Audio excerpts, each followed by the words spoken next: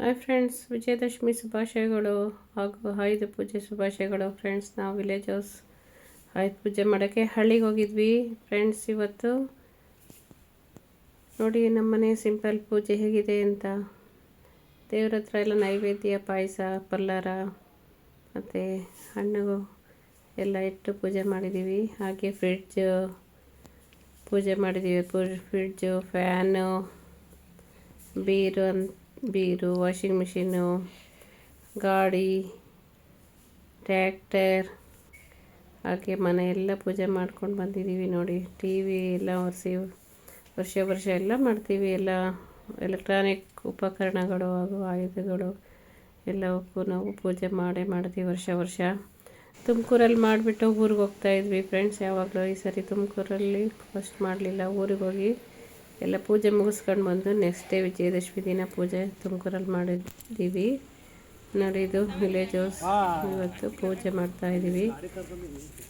ನೋಡಿ ಇದು ಆಚೆಗಡೆ ಕಾಂಪೌಂಡ್. ಇವಾಗ ನಮ್ಮ ಮನೆಯವರೆಲ್ಲ ಟ್ಯಾಕ್ಟ್ರಿ ಇರ್ತದಲ್ಲ ಫ್ರೆಂಡ್ಸ್, ಎಲ್ಲ ತೊಳೆದು ಒರೆಸಿ ಎಲ್ಲ ಪೂಜೆ ಮಾಡಿ ನಮಸ್ಕಾರ ಮಾಡ್ತಾಯಿದ್ದಾರೆ.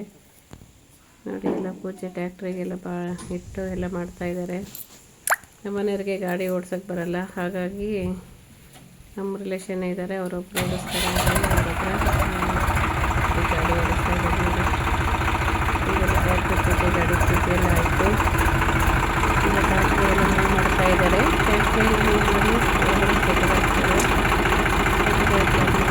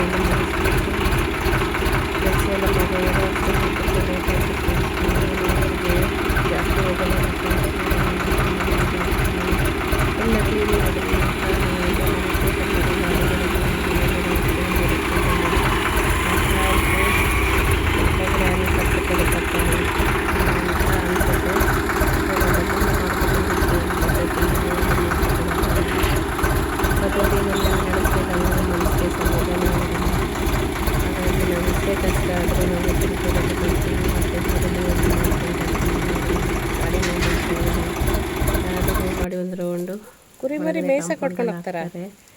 ಇವಾಗ ಟ್ಯಾಕ್ಟ್ರಿ ಮೂವ್ ಮಾಡ್ತಿದ್ದಾರೆ. ಟ್ಯಾಕ್ಟ್ರಿ ಮುಂದೆ ಮೂವ್ ಮಾಡಿಬಿಟ್ಟು ಮತ್ತೆ ಶೆಡ್ ಒಳಗೆ ತಗೊಂಡೋಗಿ ಹಾಕ್ತಾರೆ.